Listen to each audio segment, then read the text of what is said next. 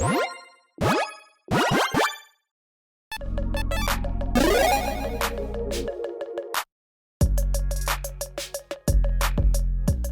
everyone, Mitch coming in with the Commander Score Studio. Welcome to the show. So, on today's episode, I've got a fun one for you. Put on those thinking caps. I mean, they can be either, literal if you actually have one, cool, or a figurative thinking cap as well. That works too. Because on today's episode, I've got a little thought experiment for you.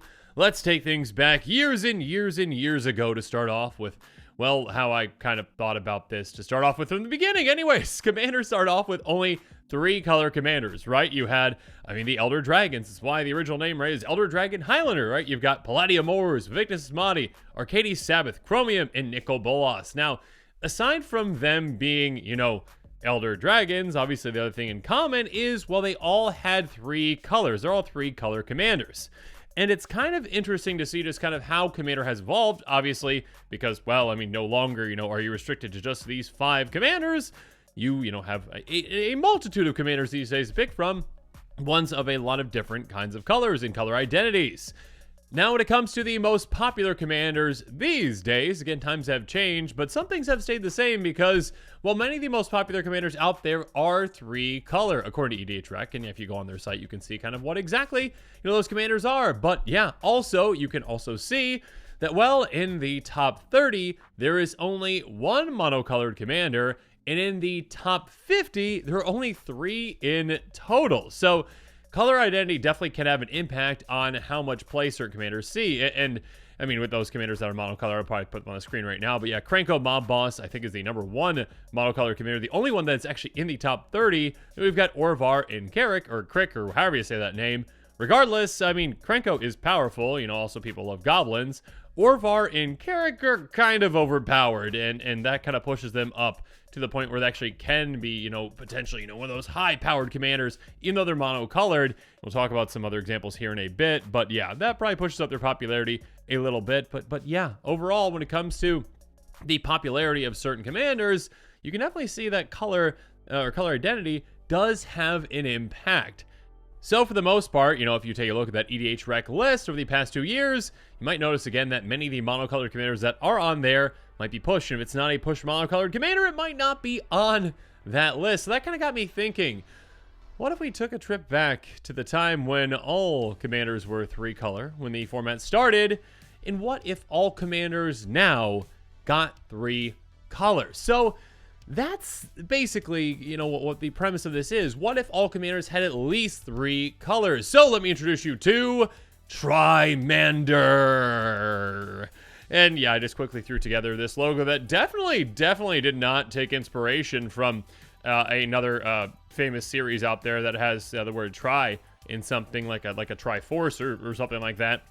And yeah, I know that there's kind of an M missing technically in this as well, because Commander has 2 M's, but Trimander only has 1, and I'm a little off topic, but it just looks better if it's like this. And that's also someone else pointed out in my play group. It looks like Trimander, which is kind of funny too, but regardless, yeah, here's the concept, okay? Again, we have all the commanders in existence right now, and we're just going to make some slight adjustments to some of them, okay? If you are a 1-color commander, if you decide to build around a 1-color commander, you get to pick 2 more colors to add to it. You can pick whatever you want. The color identity is sculpted by you.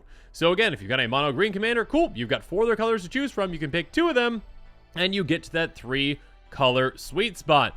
Also, with 2-color commanders, you can pick 1 more color, one of the 3 available colors that are left. If you're a 3-color commander, you're staying the same. You already have 3 colors. If you're a 4-color commander, also staying the same. 5-color, same thing.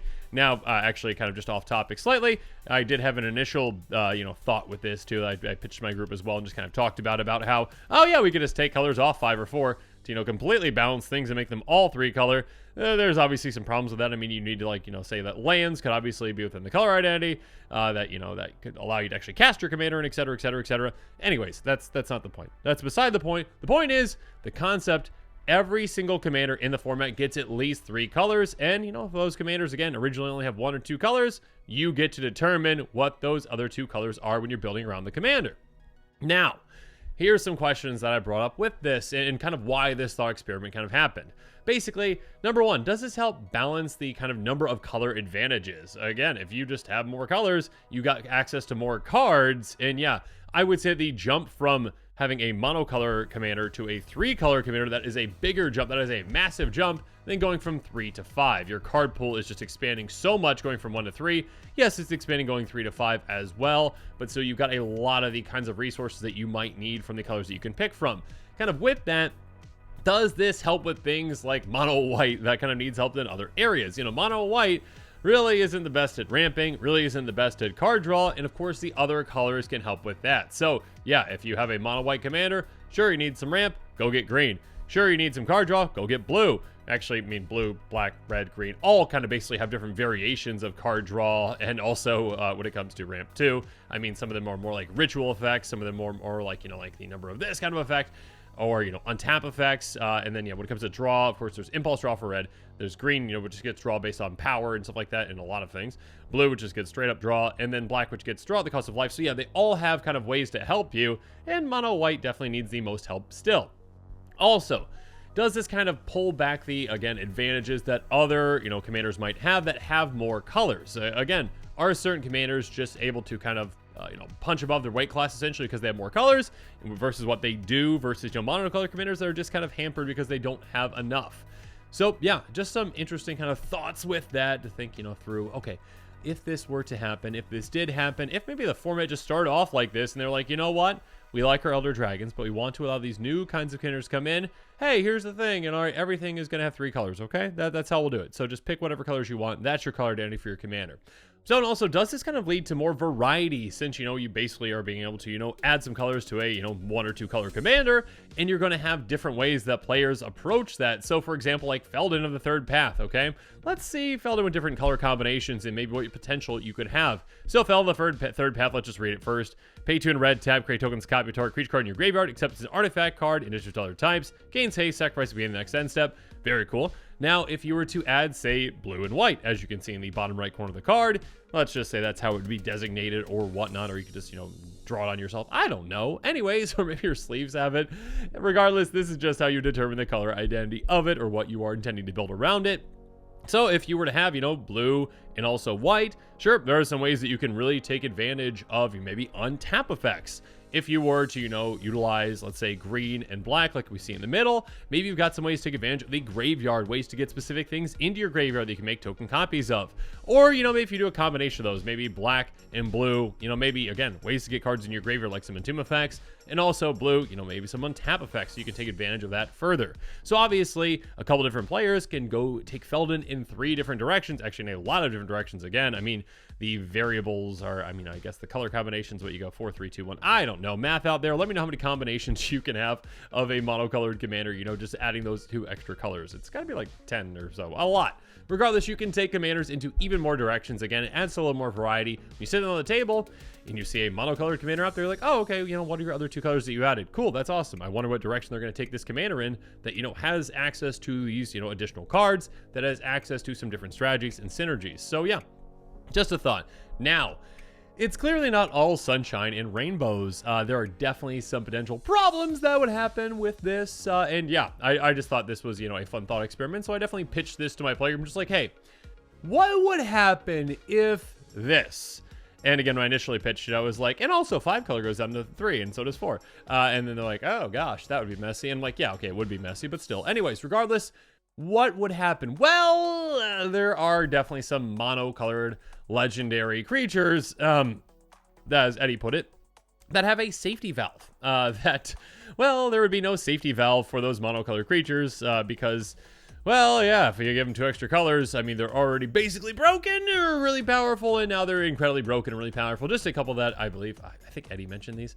Shielder the Apocalypse, yeah, that'd be gross with extra colors. Selvala, really gross. Zada, yes, even Zada, very gross. Orvar, Turgrid, yeah. Light Paws, yep. Emery, yep. Yawgmoth, yeah, Yawgmoth doesn't need any more help. And especially Urza. Yeah, Urza does not need access to any more colors. So, yes, obviously this is not a perfect format. This is just a thought experiment, and there were problems that would happen, obviously.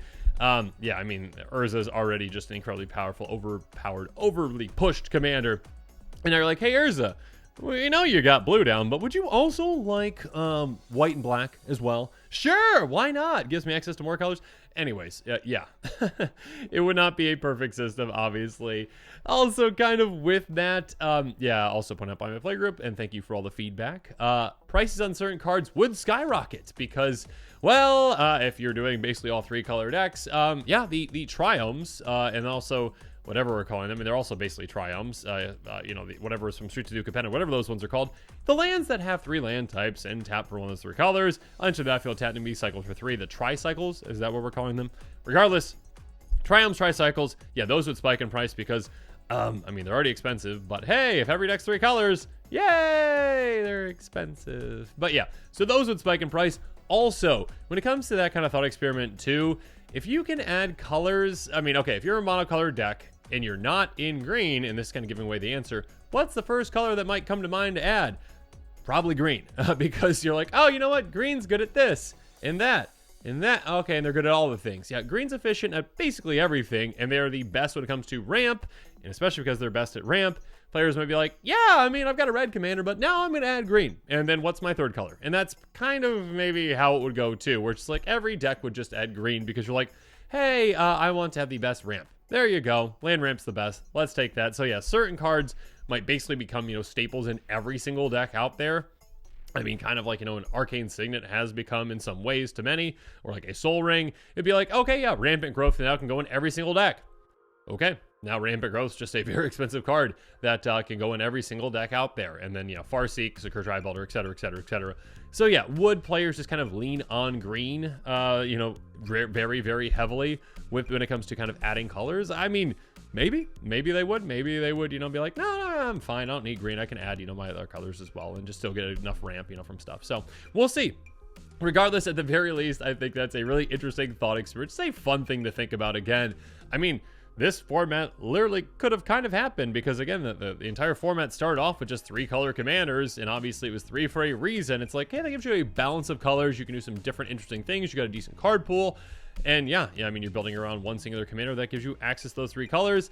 It could have been, you know, instead of, once they open it up to more commanders, they could have been like, okay, well, hey, just to make it fair, I mean, as they would say, fair, let's go from, you know, if you've got a 1 or 2 color commander, you get to go up to 3, and you can pick what those colors are, and that affects the color identity.